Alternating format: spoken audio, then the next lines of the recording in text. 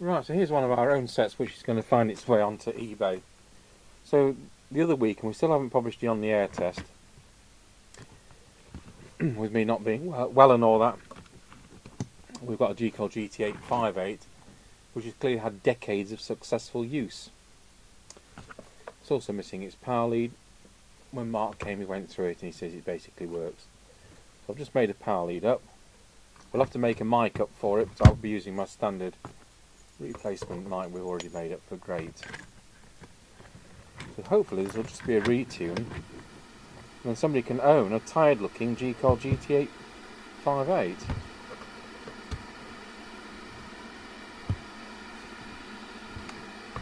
Not sure what's happened to this front though.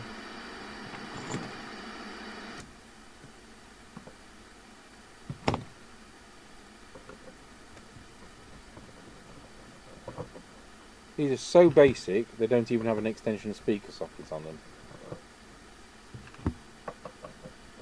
So not suitable for diesel vehicles. And remember the Fidelity 1000, it's 50-50 as to whether you get an extension speaker socket on that.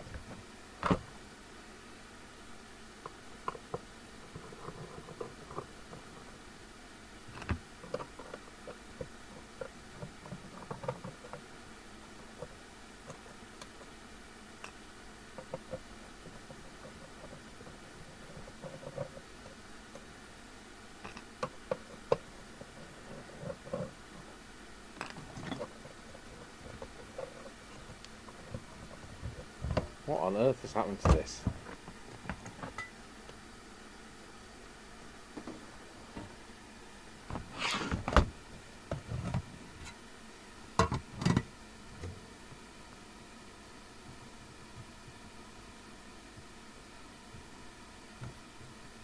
Right, well for starters the VCO can's missing, so we're going to have to do something about that. No doubt we'll find a scrap chassis. That's a definite no-no.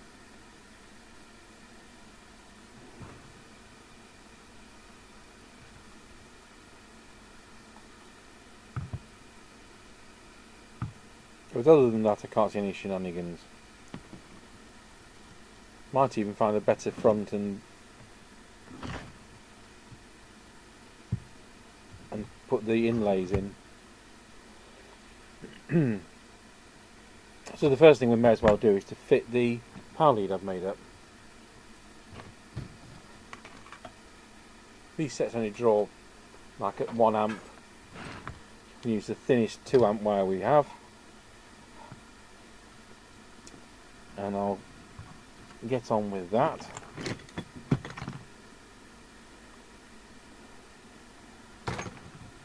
Protection diodes in place. I'll just get this swapped.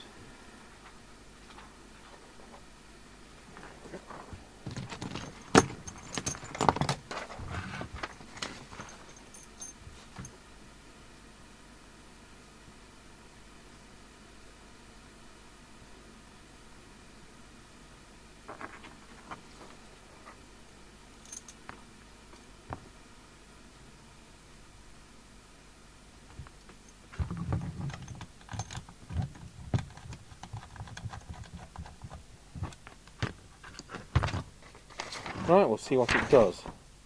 It'll be interesting testing the receive when these don't have an extension speaker socket.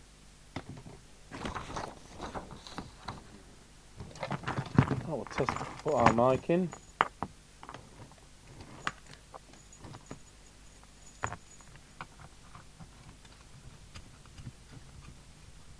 Switch picture in picture on. We have transmit.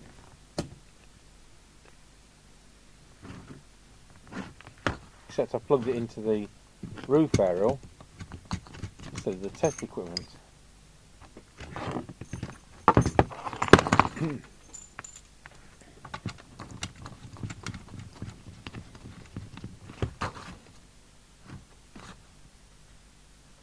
Check we're in high power, which we are.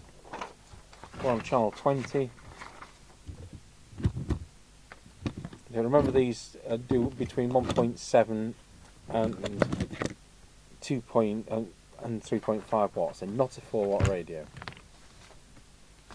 Mind you, there's a lot of radios that aren't 4-watt radios. Right, 2.5.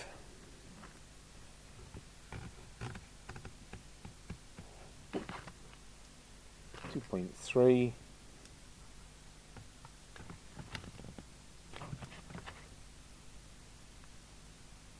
Not transmitting on one.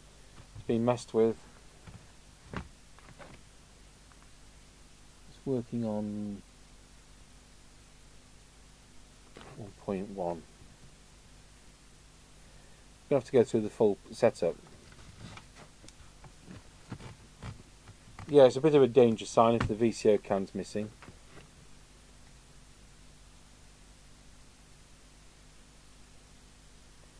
So current consumption is currently 690 milliamps. Pop it onto low power, and the radio is now doing 110 milliwatts and drawing 340 milliamps. Deviation, for what it's worth on this test set, while is actually 3, so it needs to come down. And the frequency, which I will show you, is virtually spot on. 2779121. So we are going to have to go through the VCO, which we don't normally do. Let's see if we can get something on receive. Meter lamp's working. Doesn't have PA. It doesn't have any sockets apart from the mic socket. Let's see what it's saying on transmit. Still on low power? Yeah. So it's saying, it's supposed to be in the sense of the red zone, it's saying it's doing 4. And on receive, we will dial in the frequency, 2779125. I'll do. Put S9 on the signal generator. We can actually see it's receiving, even though we've got no speaker plugged in. It's a rather generous. Let's see where it is. So it says S9 is, oh, not a lot. It's 30 microvolts. So that's far too generous. Right, we'll get a crocodile clip onto our cyanide meter so we can actually get a reading.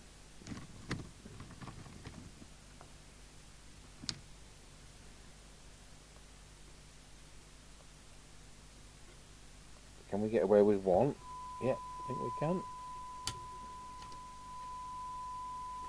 Don't think we need both. Yes, we do. Or have I got the wrong one? Yeah, we need both.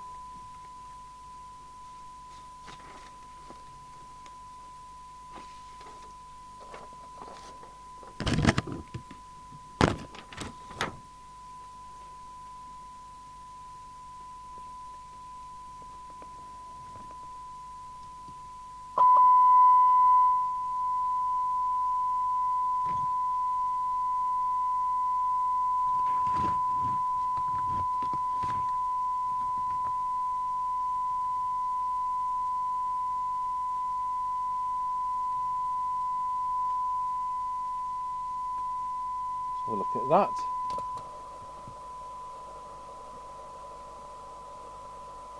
So for 12 dB, it's receiving at 0.28 microvolts.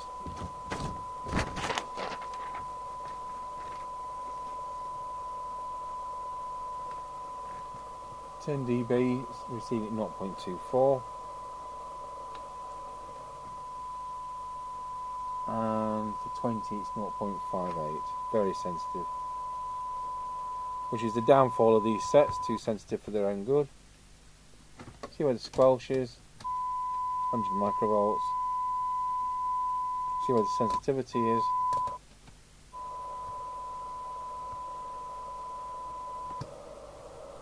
It's a strange AM squelch on these.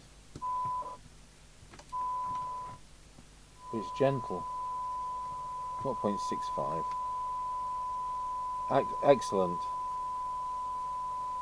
So yeah, it needs the VCO setting so the thing will work on the lower channels.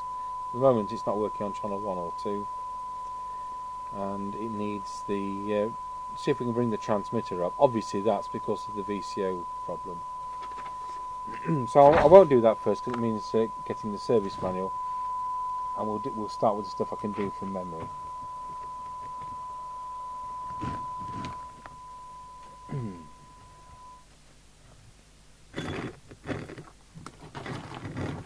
So let's have a look at the transmitter. So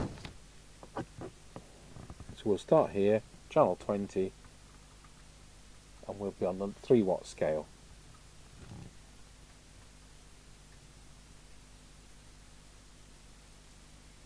So it's not just the peak, it's the centre of the peak.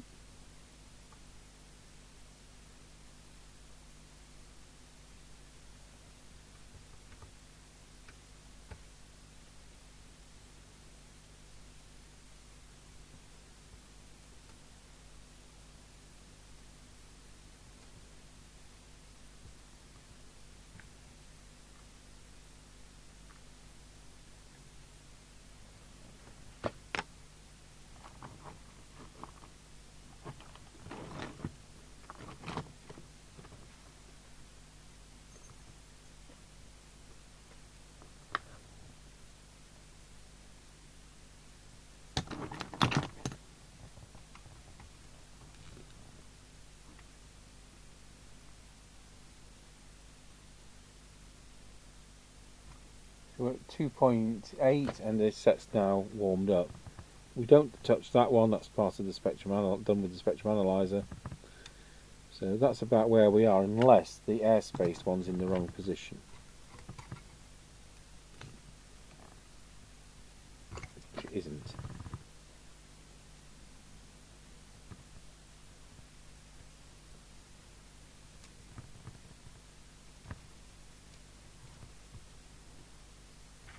Always looking for nasty sharp bits which can affect transmit.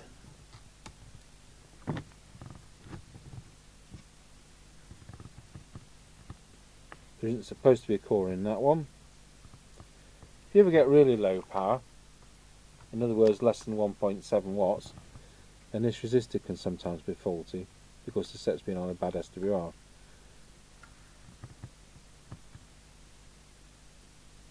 It's usually obviously burnt up.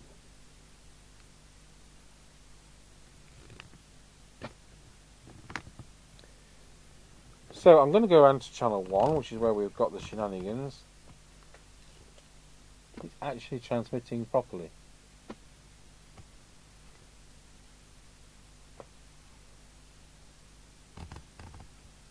I think we'll still look through the VCO because of it presenting that little snag. So we'll come back to that, but we'll do the frequency.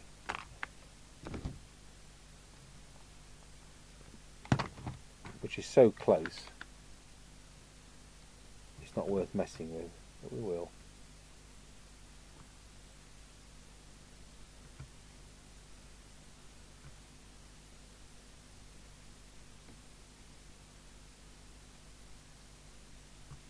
There we go.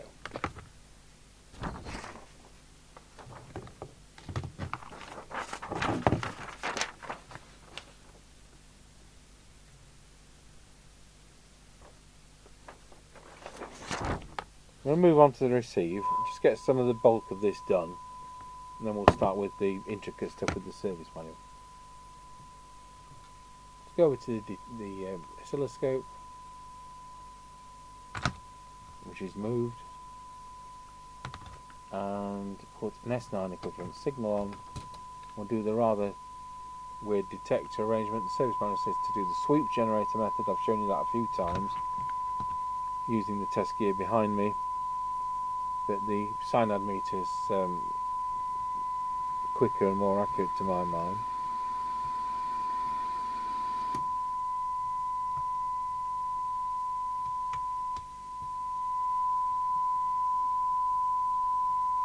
Miles out. That might have dropped the sensitivity.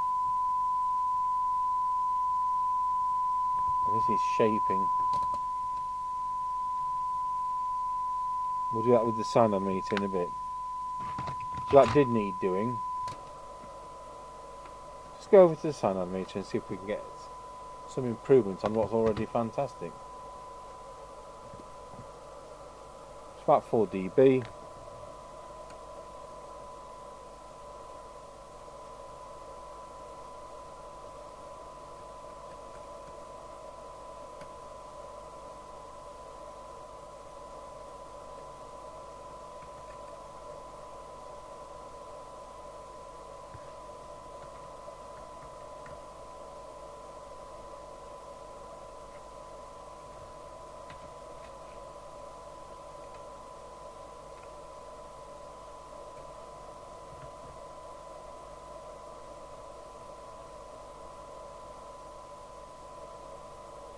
Put a bit more on for that.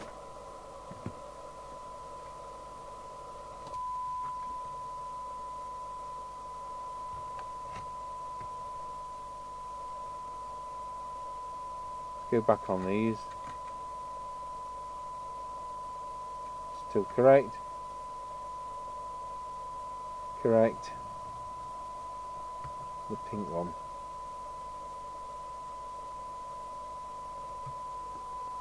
I think we're there.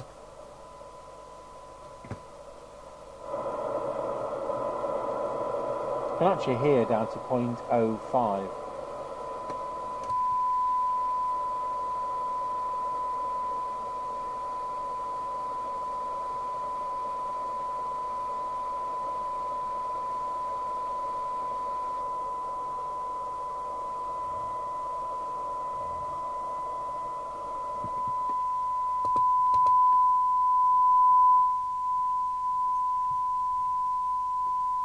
So back onto this VCO, it's not like anything else. It's looking for logic 1 at that test point there.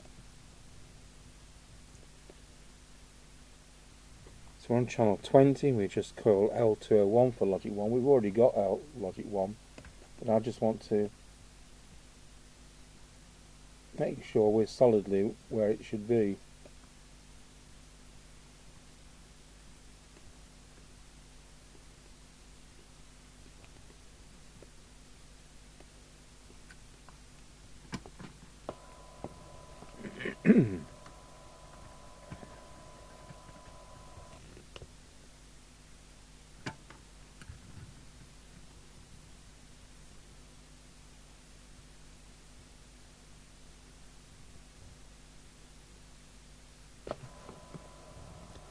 So select channel 20. Oh, I'm on the wrong bit. Transmit pin 8 of IC201 and then adjust L201 so that the pin 8 of is logic high. Then in receive we're setting CT202, which is the other one, to logic high. Now that's not been a problem, but we'll just check it.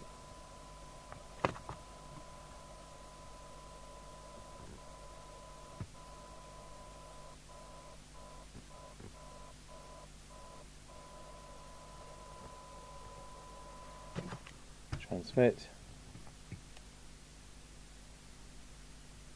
So I'm just going to check it on the other channels, things we have had a bit of iffiness. Channel 1, sorry, channel 40. It's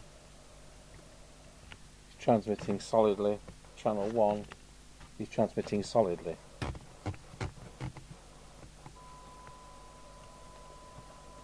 So a bit of a faff we don't normally have to do. I just check that we normally start our transmitter tune-up from there, which is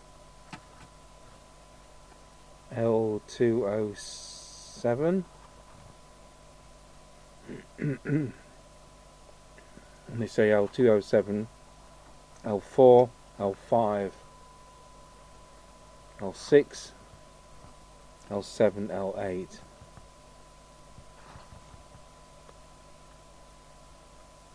And L9 for maximum power.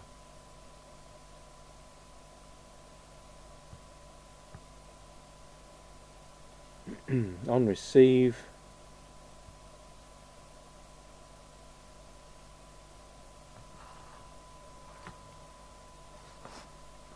point is you're not messing with these doublers.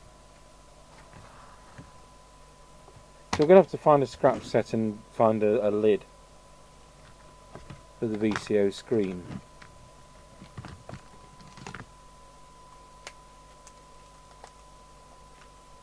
I'm sure we've got plenty of chassis around.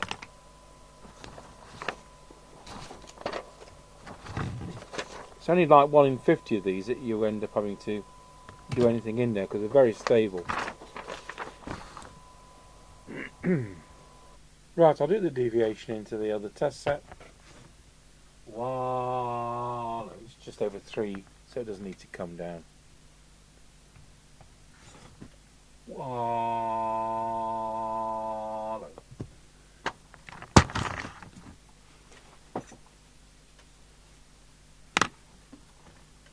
Turn that one off, go back to the Marconi test set.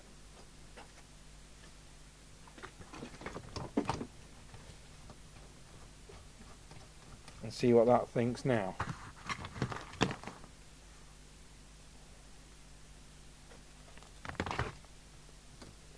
Whoops, we're in the wrong mode. Wallow. So it's about 2.6, that's fine. So it was 3.2 kilohertz. It's now 2.2 to 2.5. Done that. Well, the next thing we can do is to find another front, which we have done. So I bought some fronts off eBay some years ago. This is in better condition though, not all the mounting studs are there. It's definitely in better condition.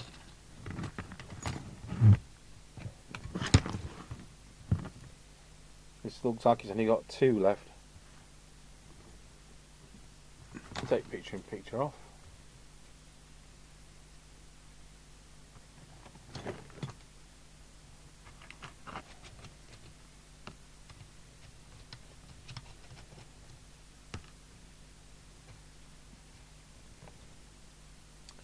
That's what was presented, and that's what we've got.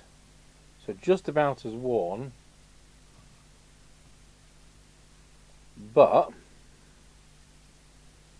this one's got 4 mounting studs and this one's only got 2, and that's been painted and this one hasn't, so here we are. So there's an upgrade, folks. Take those off.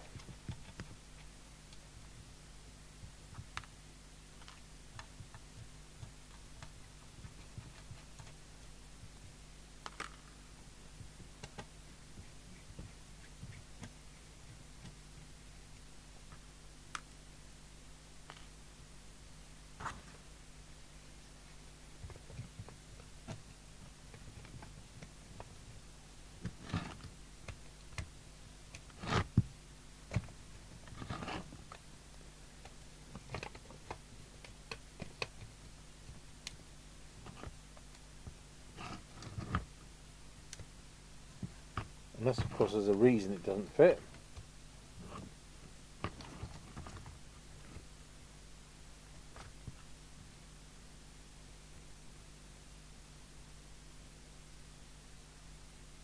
Interesting.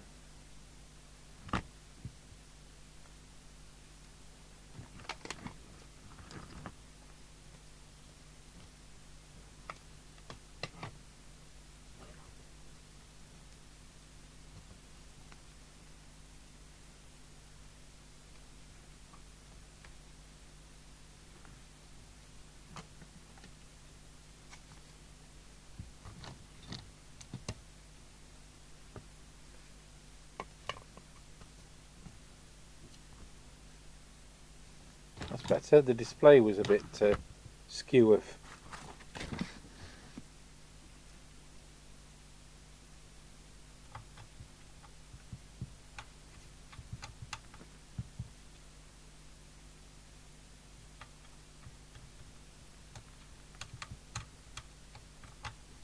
Never over tighten these. So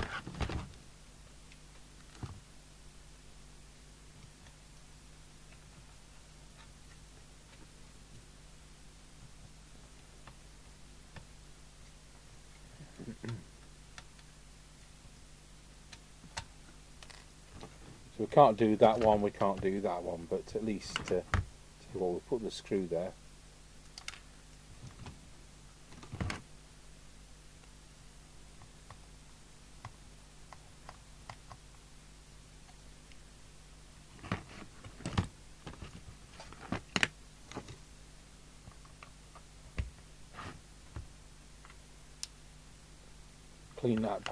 Clean those knobs up better.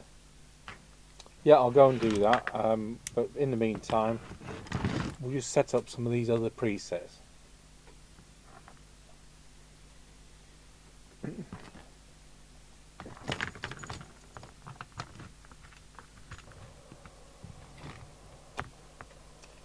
We'll put picture in picture back on. So transmit one is there. We want it in the centre of the red zone, however many watts it's doing. It's doing 3 watts when it's cold. We've done deviation. So we've got squelch, which was spot on, but it may not be now. We've got S meter. So S meter, check we're still on frequency.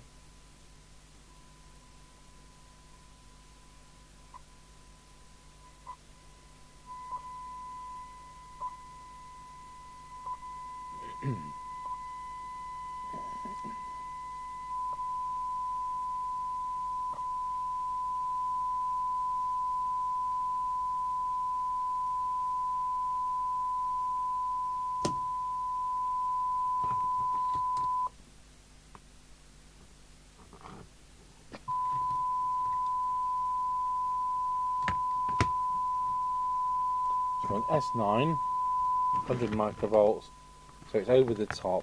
Need to drop that. Seem to recall it's that one.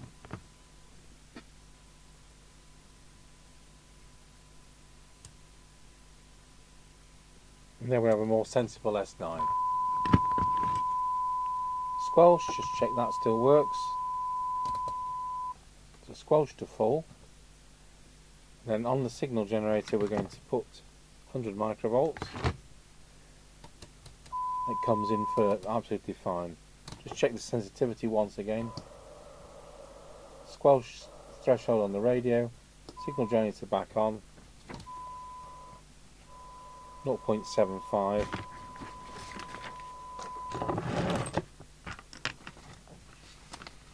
Of course, this is all totally different now because of how far out the detector was.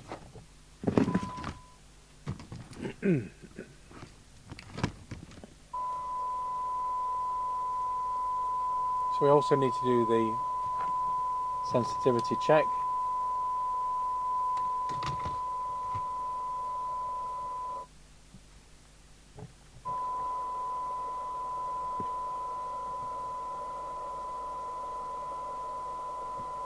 It's now 0.44.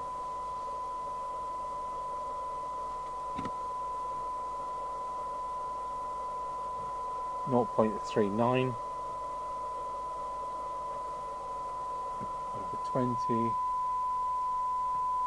0.79.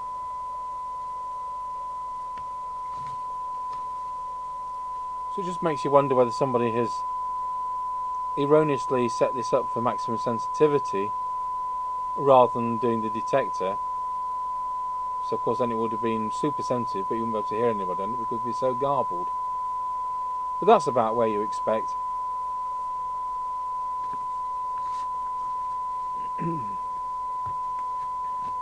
Pots are fine. Pot switches they're fine. So we just need to find a screen plate for that, and then the job's a good one. So the big letdown, apart from the usual bleed over on these, is the fact they don't have an extension speaker socket. Right, so we've got a screen plate on from a set kicking around. do a final transmit test. The set's been not doing anything for a good half hour, so it's cool. Make sure picture in picture's on and that we're on the right meter. Still on the 3 watt scale. Let's see what happens. Beyond 3 watts. So we're going to call it 3.1 watt.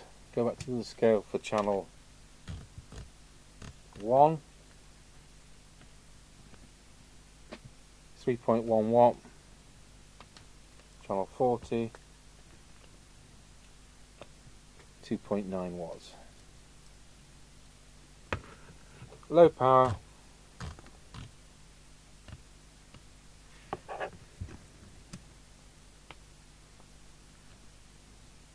$240 milliwatts. Current consumption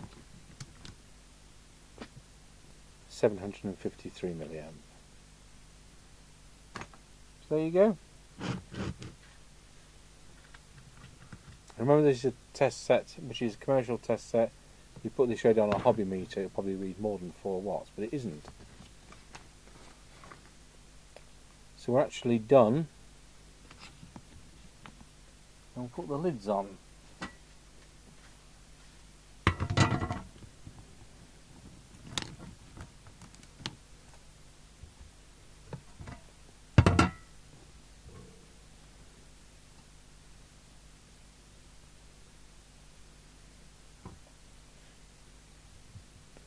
So we'll sell this and we won't get anywhere near the repair cost back, not let alone anything for the set. And there you go, it's all part of the demonstration. And it's clearly had decades of use.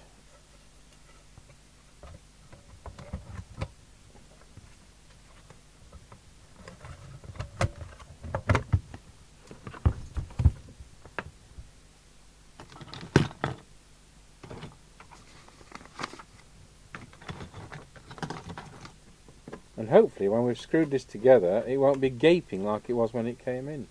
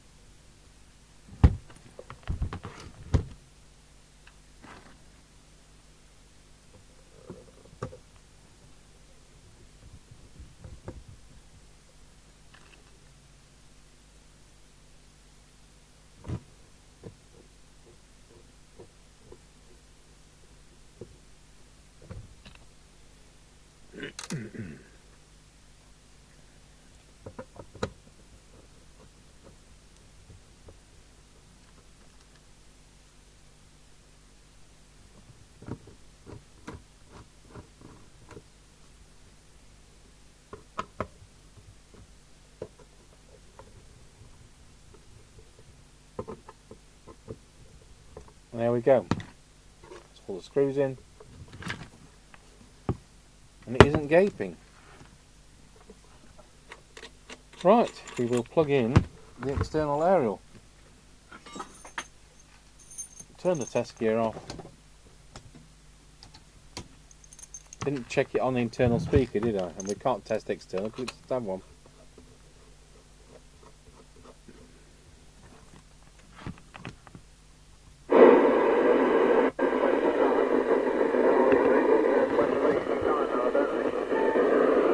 One on a Roger.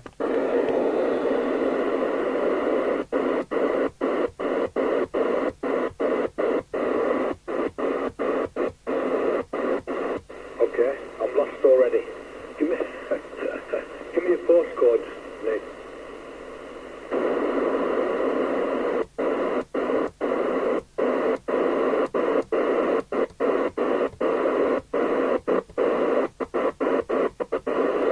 $19 a Roger.